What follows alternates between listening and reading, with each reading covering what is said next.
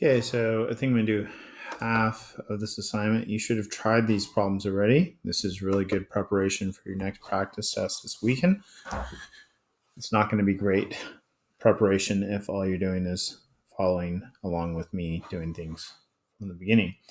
Try the problems first. This first problem looks like related rates problem. We already had an assignment 12.6, I believe it was, that had some related rates. So you've gotten a little refresher. Now it's time to try it yourself.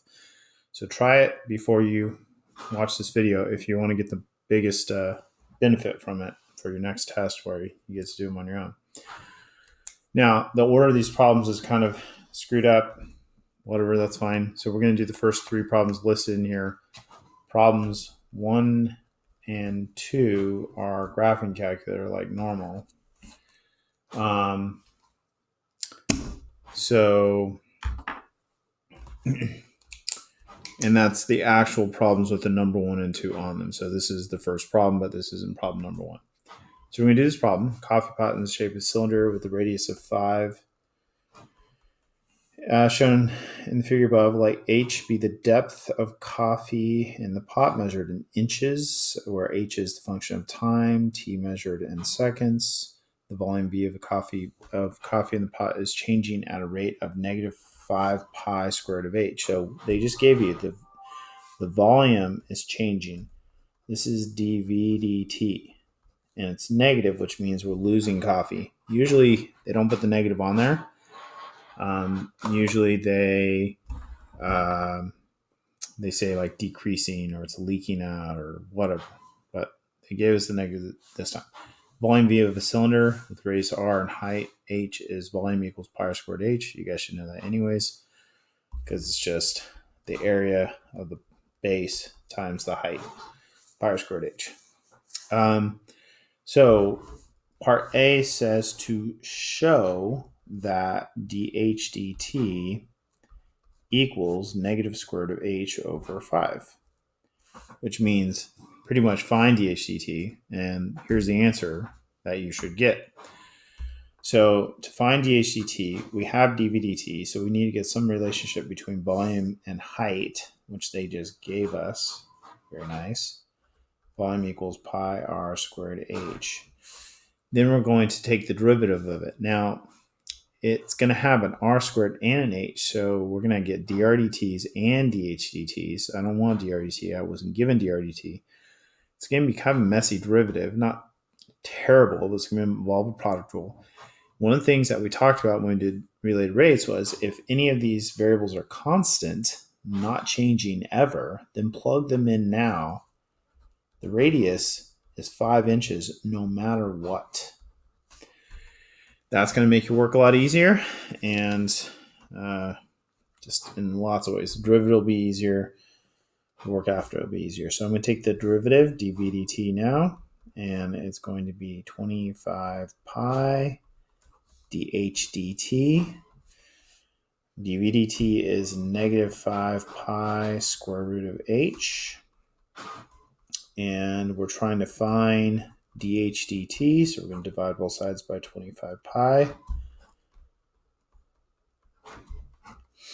Pi's cancel, 5 goes in that 5 times, and so we get dh dt equals negative square root of h over 5, which is what we knew we were supposed to get. So that's good. So a little related rates. B, given that h equals 17 at time t equals 0, solve the differential equation dh dt equals negative square root of h over 5. Solve the differential equation. Oh, this is a differential equation problem. They kind of snuck it in there. And I would say this is more typical nowadays. You know, they're not just so like, here's a differential equation, here's a slope field. This one got kind of snuck in here. So you got to realize now they actually said solve the differential equation. So they did kind of say it right out there. Now we want to get h as a function of t. So we need to separate the variables. I'm going to leave the negative on the right side. Now, if you don't do this, you lose all the points. The point breakdown here is 3, 5, 1. And so the bulk of the points are right now solving a differential equation, which is not a surprise. But if you don't separate the variables in the first step, 0 to 5 points. So that's point for successfully doing that. And then we're going to integrate both sides. Now, this is the same thing as h to the negative 1/2. So it's a power rule. So we're going to bump it up 1 and divide by the new exponent. Over here, negative 1/5 t plus c. And so you get 1 point for the antiderivatives being correct, both of them. 1 point for writing plus c. Now we should find c. H is 17 and t is 0. And so c equals 2 square root 17. That's another point. Then we're going to plug. Now, if you don't do the plus c, you lose all the rest of the points. So we're going to plug it back in. 2 square root of h equals negative 1/5 t plus 2 square root 17. Now we've got to get h by itself. So we're going to divide both sides by 2.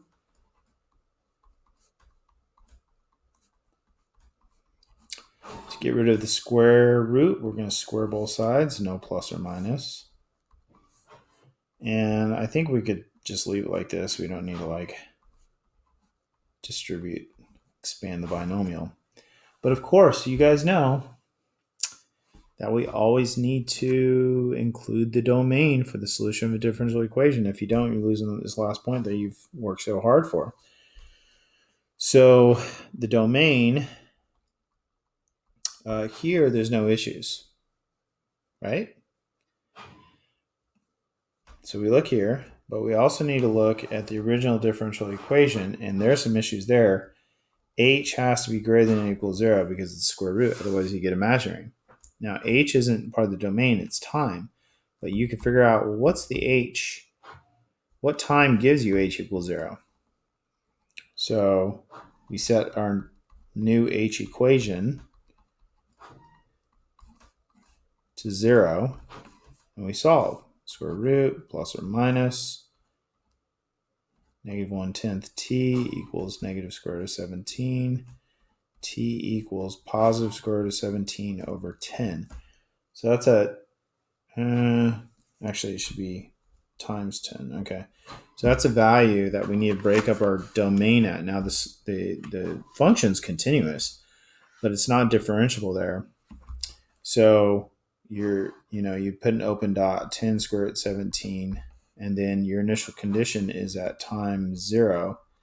And so it would be everything over here. But there's an extra little wrinkle here because this is an actual problem, kind of a real life application. And they actually told you a restriction. Well, let's see. Well, I think you should just.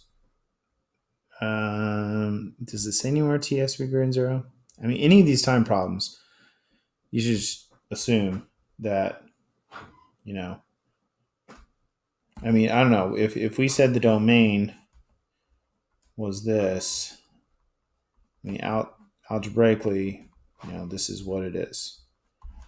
But you might actually break it up at 0. They didn't have anything on there where they actually said t has to be greater than or equal to 0. So, but I don't think we can go back in time. So I would probably say that this is the best answer with this. Okay, domain. Now, part C says, and this is going to be interesting because some of the work we just did is going to make more sense if we think about it. Part C says, at what time t is the coffee pot empty? So you're trying to figure out, when is the coffee pot empty? Well, what do you know is true when the coffee pot's empty? The depth of coffee is 0. So we just did that work. So I think we don't have to do it again. 10 square root 17. There's units here, right? The time units are, what did they say? Seconds. So that's when the coffee pot is empty. And that's just 1 point. But we actually already did the work for it. So that also makes sense as far as the domain standpoint that you can't have a coffee pot that's less than empty, right? So it makes sense we can't go beyond this point, just from a real world application. So there you go. Nice related rates problem. I hope you guys are practicing these. They show up on multiple choice questions for sure. I'll try the next problem now. This is a graphing calculator problem. So have your graphing calculator handy to do any work possible for you, even if you do it by hand, just to make it quicker and maybe in some places just possible. But let's take a look at this. Now, where's my calculator at? I got my calculator. Particle moves along the x-axis, and this is its velocity. Right away, you should be like, oh, one-dimensional motion. You can expect to get one free response question with one-dimensional motion. Time 0, the position is 1. So this is x of 0 equals 1. So I'll give you initial condition. A, find the acceleration of the particle at time 2. Okay, well, acceleration is the derivative of velocity.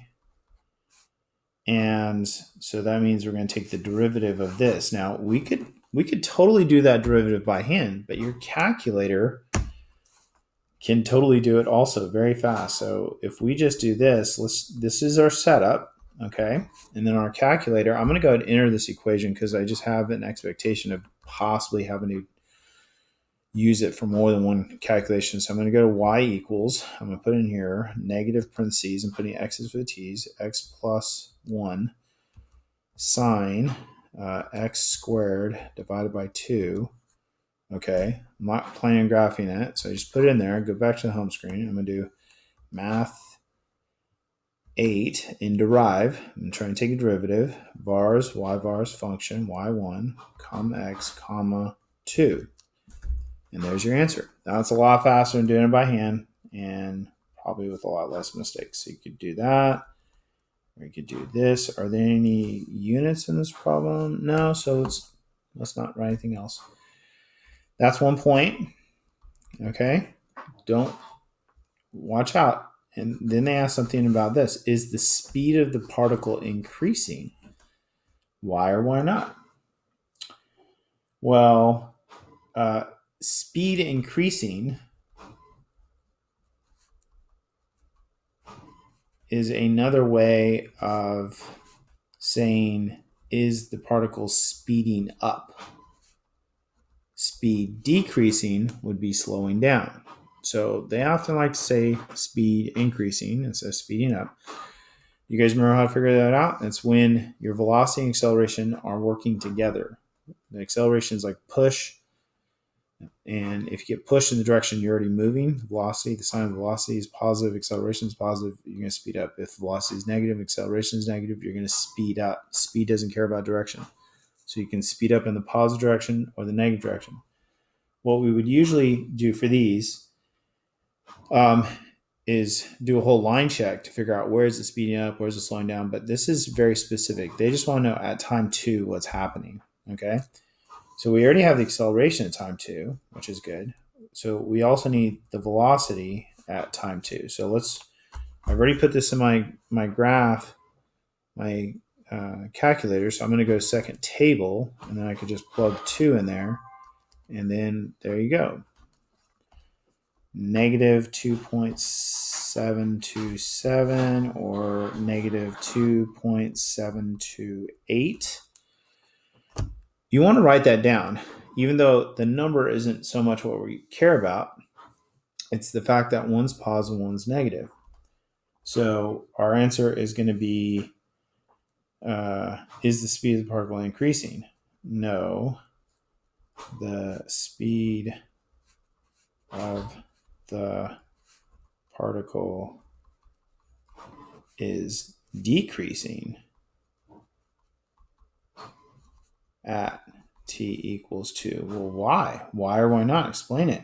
You have work to support it, which you need, but now you have to explain that they have different signs. So it's since the velocity and acceleration are in opposite directions.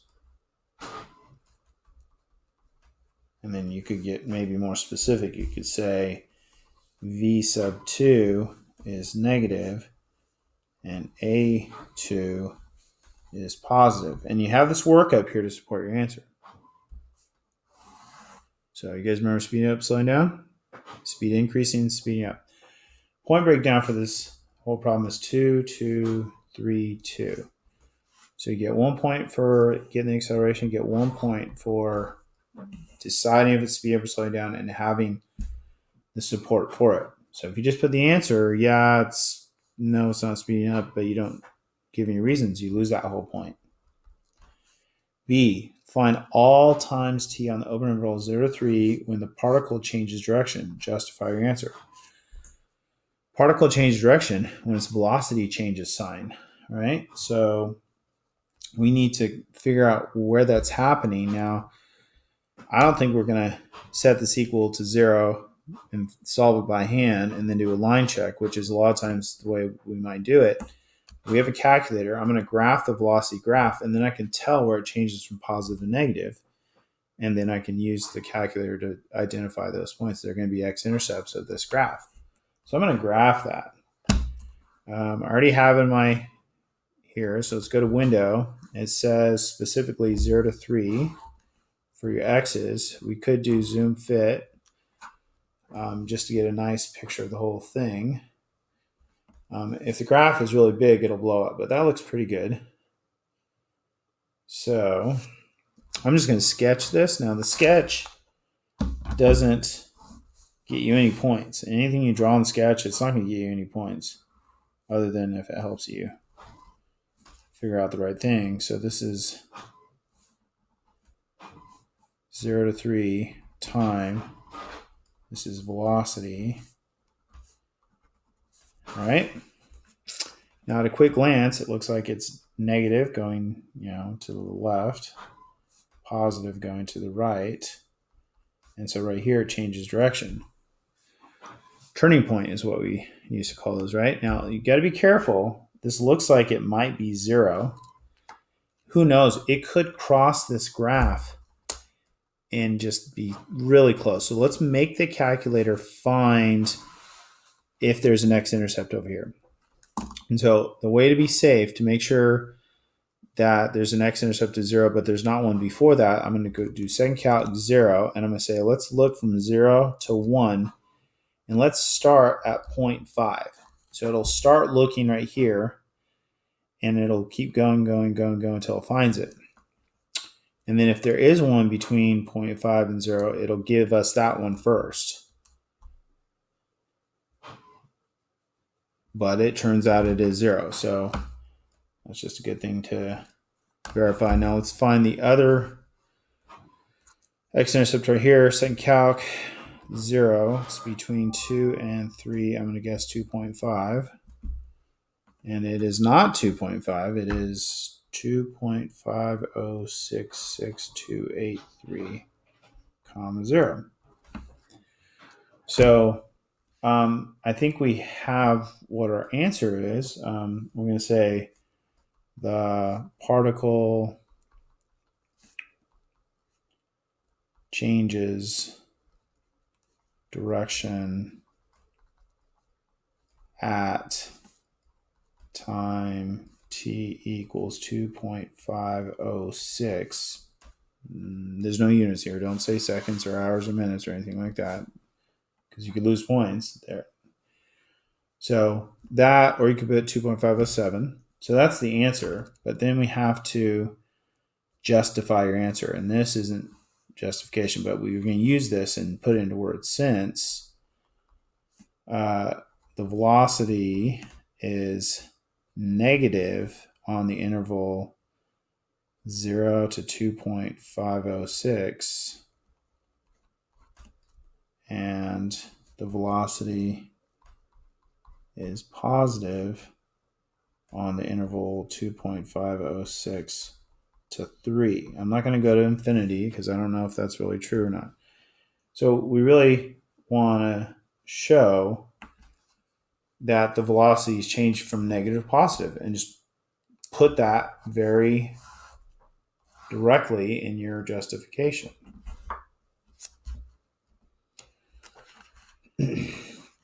Point-wise, that's supposed to be 2 points. So 1 point, I think, is for the answer, and 1 point's for the reason. Okay? Correct answer, 1 point. Correct reason, 1 point.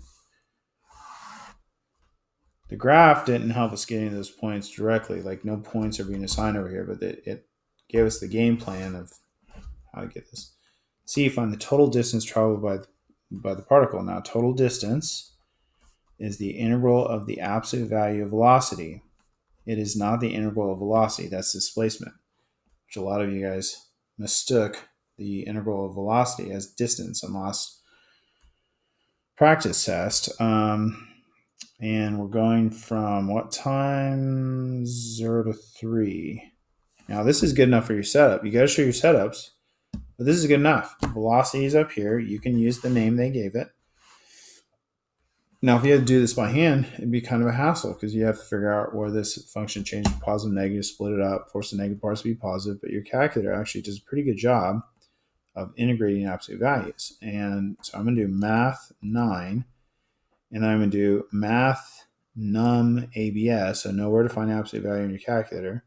I'm going to do vars y vars function y1 because that's our v function. Close, comma x, comma 0, comma 3.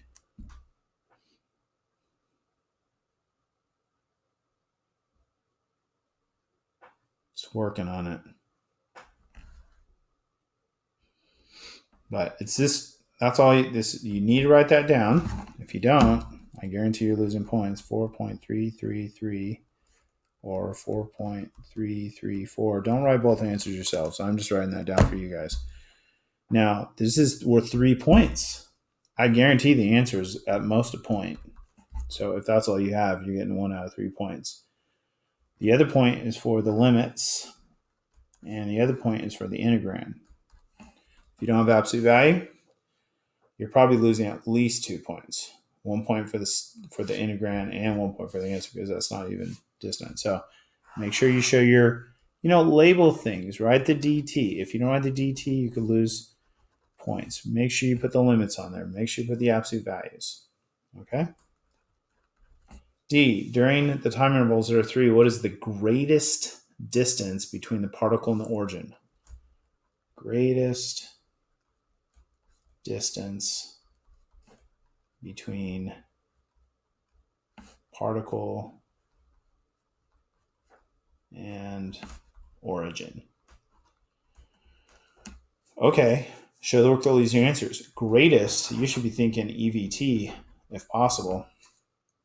That's going to be the easiest way to justify it and best way to find it probably. Distance between the particle and the origin, well, that's 0 on the number line. So really this is the greatest absolute value of x, because x is the distance from 0, but if it's negative, it's to the left. We don't care. So the answer could be the point that's furthest to the right or furthest to the left, whichever one's further. So this is our plan here. We have endpoints. I'd write this down. All right, how do you do extreme value theorem? You got to identify endpoints. We need critical points. And the way you find critical points is you take the derivative of what you're trying to maximize or minimize, which, by the way, x prime is velocity, which they gave you, right? And you could really just put vt there, and that would be good enough for the setup. Equals 0 undefined. On last practice test, if you didn't show the derivative equal to 0 undefined, you lost a point, even if you found the correct critical point.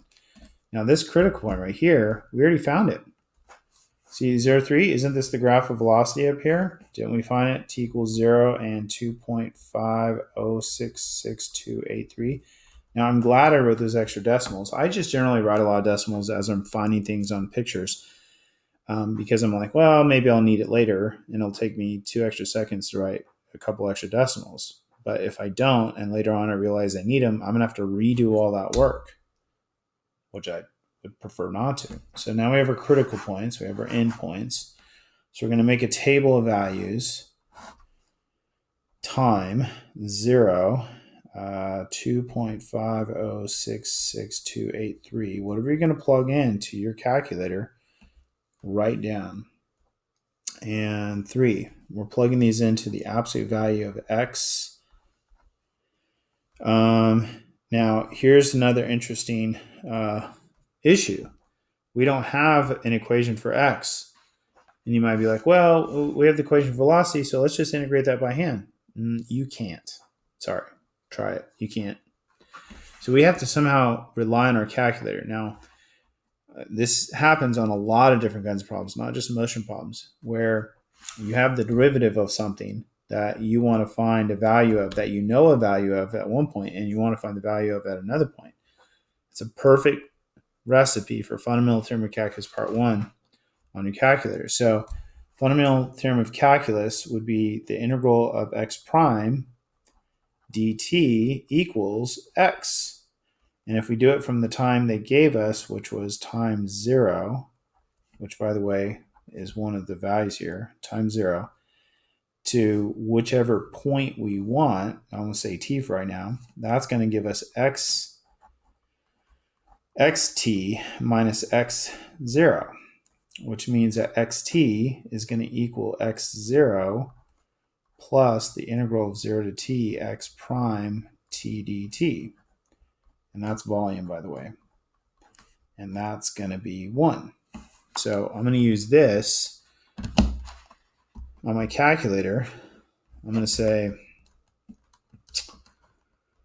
okay, 1 plus math 9, vars, y vars function, y1. That's where I put the derivative, comma x, comma 0, comma 2 point, what is it? 2.50668283. Right? This should give us that first value. So that's negative 2.265, but it's absolute value, so it's positive 2.265. So I'm going to take the absolute value because we want to find the greatest distance. The next one, I'm going to redo the same work, but I'm going to replace the 2 with a 3, delete all the extra decimals, hit enter, get it done real quick. Negative 1.197, which is going to be positive 1.197 if I take the absolute value. Okay, so which one is the greatest distance? It turns out it's the least x coordinate has the largest absolute value. So this is the greatest distance from the origin. So now we just get to put that into an answer. Okay, so I'm going to say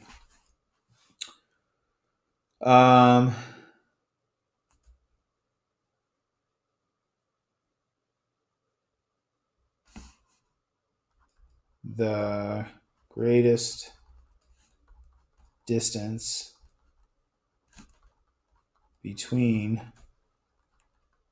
the particle and the origin is 2.265, there's no units, at time t equals 2.506. So that's your answer. Well, how did you figure it out? By extreme value theorem. Write it out. Do not abbreviate it. Okay? Don't write EVT. That's good that you named it, but you got to explain how it works, which you have all this work to support it, but that's just to support what you're explaining you've done by checking endpoints and critical points. Now, did they want the greatest distance or when it happened or both? They said, what is the greatest distance? So they actually wanted the max value, not the time. Sometimes they ask, when is it the greatest distance? Sometimes they want both. I always put both of them in my answers on free response so that I'm safe. Just so you know, we could have probably solved these by hand by setting velocity equal to 0. So t equals -1 is one of them, which that doesn't matter to us. And then sine t squared over 2 equals 0. So that's going to be t squared over 2 equals sine equals 0 at 0 plus pi k. So then that's going to be t squared equals 2 pi k. And then you can take the square root of both sides. You're going to get t equals plus or minus the square root of 2 pi 0 square root of 0, which is that right there. And so the square root of 2 pi, check it out. Square root of 2 pi is 2.506. But anyways, I wouldn't do that. You guys really want to do extra trig by hand and you can let your calculator solve it. So there you go. It's a nice motion problem. Total distance, changing direction, speed, acceleration, speeding up, slowing down, EVT.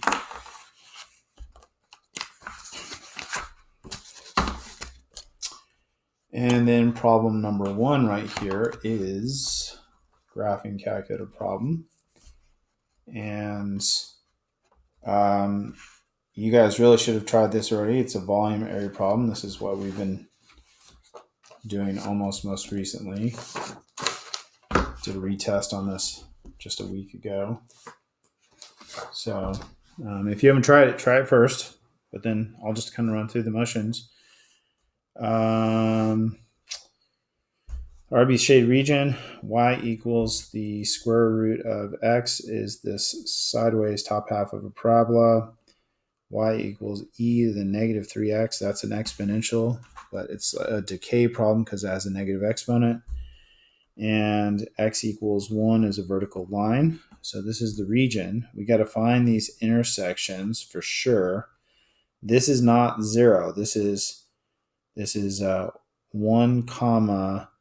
I mean, you could just plug it in here, e to the negative 3, or you could use your calculator. Okay. Or that's 1 comma 1 over e cubed. I just plugged 1 in here. And this point right here is 1 comma 1 plugged in here is 1. This one, we got to find, I don't think we'd find that one by hand, but I mean, you try real quick, but you have a calculator. So let's put these equations into our Y menu. Okay, go to window. You kind of have an idea of what the window should look like. I like to show a little bit of the axes. So negative 0.5 to like 1.5, negative 0.5 to 1.5. I mean, you already have a good idea here. So this should turn out pretty good.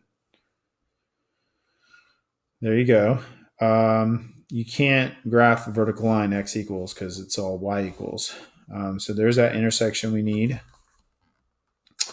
Second, calculate. Number 5, intersect. First curve, second curve. Guess. You could either type a number in or try and get the cursor closer to it. And I'm going to put this on here. 0.238733413, comma 0.48860427. There we go. Just in case we need those extra decimals later. So we got that. Now we're going to try and find the area here. Now, we could do that with vertical slices, y top minus y bottom, which I think is probably going to be the easiest, or you could try horizontal slices. I mean, I'll try it out. I'll try it both ways.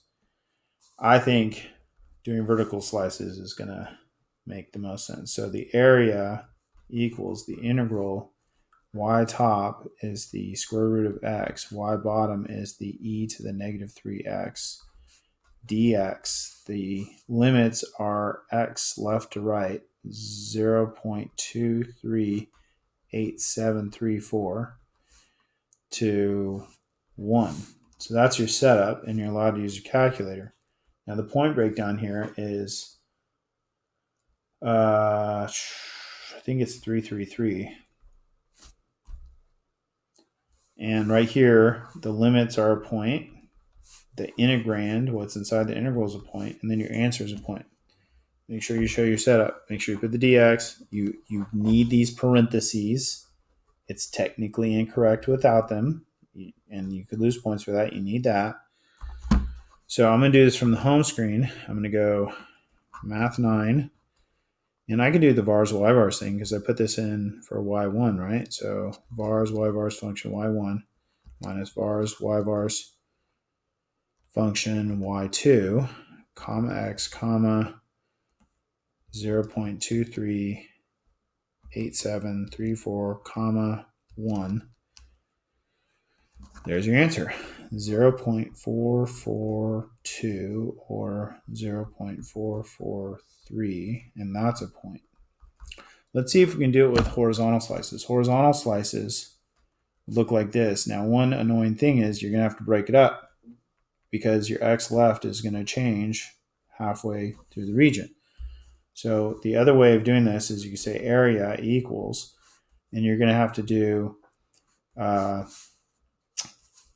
1 over e cubed is the y coordinate here to 0.488604. And then you're going to have to do another one from 0.488604 to 1. You have to break it up. So the first one, x right, is just 1 minus x left is this. So you got to solve that for x in terms of y. And so you would take the natural log of both sides, and then you get x equals negative 1/3 natural log of y. So it's going to be y, 1 minus negative 1/3 natural log of y dy. The next chunk, x right, still 1. X left is y squared. So there's your setup for horizontal. And even we can't integrate that by hand. So but our calculator can do it. So we could do Math 9, and we could do 1 plus natural log of x divided by 3. You're putting x's in for the y's, comma x, comma 1 divided by e to the 3rd, comma 0.488604 plus Math 9, 1 minus x squared, comma x, comma 0.488604, comma 1. Looks good. And there's our answer. And guess what? 0.442 or 0.443. Same answer. So either way, I think the first one was easier. B, find the volume of the solid generated when R is revolved about the horizontal line y equals 1. So I'm going to redraw this just because that picture is super messy. So we have that. We have this. And we have this.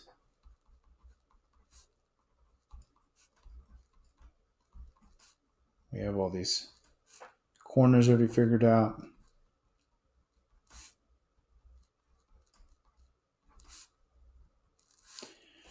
This is the region. We're rotating around y equals 1. It's a horizontal line.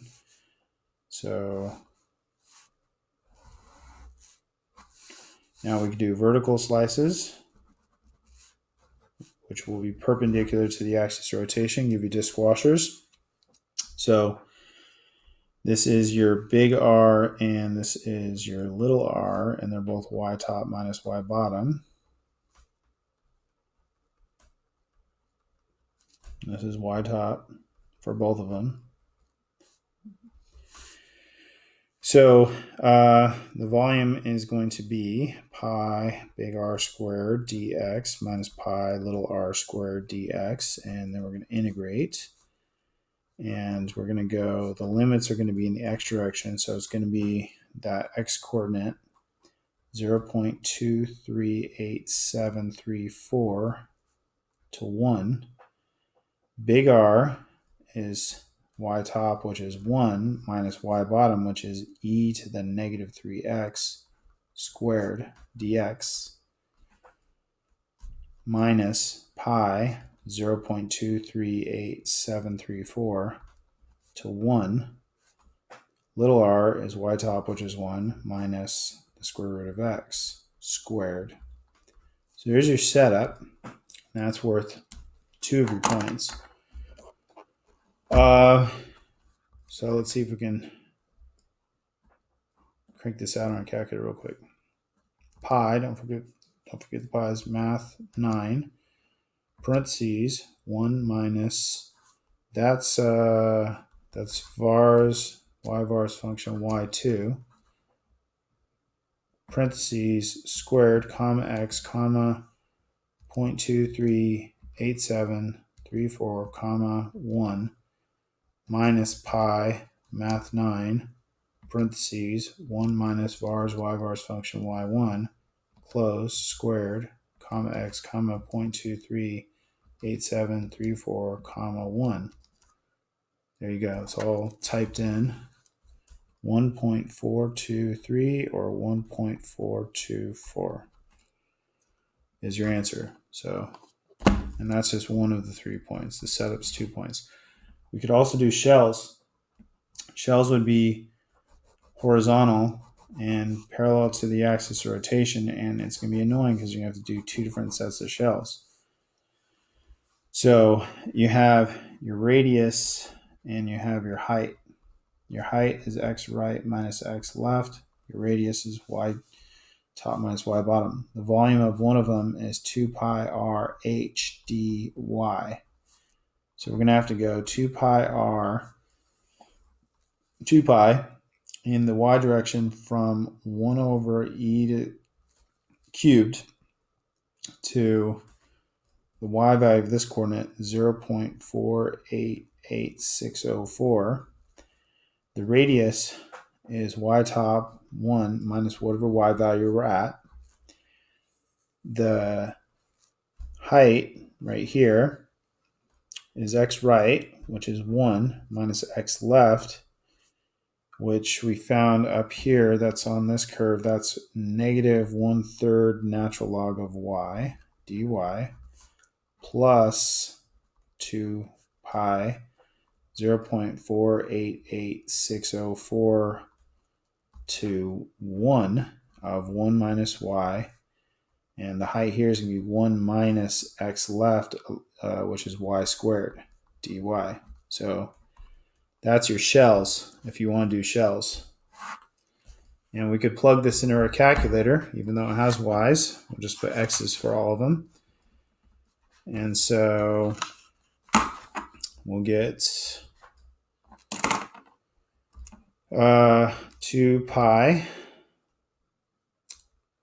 math 9, parentheses, 1 minus x, close, 1 plus natural log of x divided by 3, close, comma x, comma 1 divided by e to the third, comma 0.488604. So that's the first one, plus 2 pi, math 9, parentheses, 1 minus x, close, open, 1 minus x squared, close, comma x, comma 0.488604, comma 1.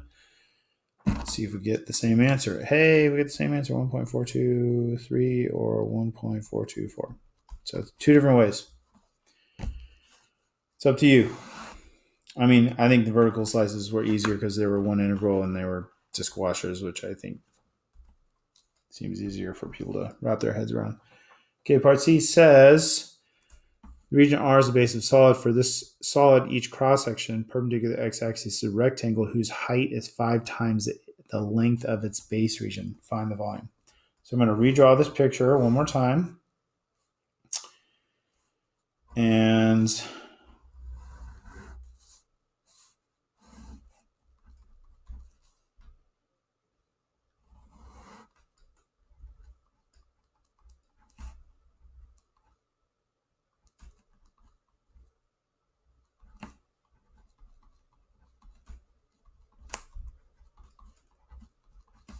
that's your base region. Okay. Now it says that this is volume by cross section. They have to be perpendicular to the x-axis. You have no choice on volume by cross section. They'll tell you if you do it the other way, you'll get a different number. They are rectangles that are 5 times their base, right? The length of its base. So here's the base, here's the height. The height is 5 bases. So the volume of what we're trying to find is some area formula in terms of x for each slice. That's the same.